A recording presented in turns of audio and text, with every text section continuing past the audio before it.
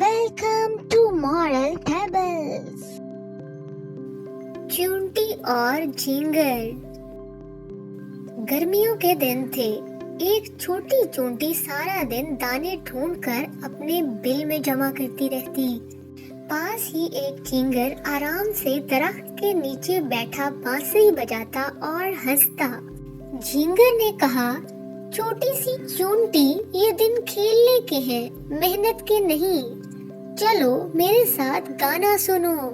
چونٹی مسکرا کر بولی، دوست آج محنت کروں گی تو کل آرام ملے گا. مہینے گزر گئے، سردیاں آ گئی اور برف پڑی. سب بھوکے پیاسے ہو گئے. جھینگر کے پاس کھانے کو کچھ نہ تھا. وہ ٹھٹرتا ہوا چونٹی کے بل کے پاس پہنچا. چونٹی نے اس کی حالت دیکھی تو دروازہ کھولا اور دانے پیش کرتے ہوئے کہا، دیکھا دوست، یہی ہے محنت کا پھل. جھینگر شرمندہ ہو گیا اور وعدہ کیا کہ آئندہ وہ بھی محنت کرے گا. اس کہانی سے ہم نے سبق سیکھا کہ محنت کا پھل ہمیشہ میٹھا ہوتا ہے.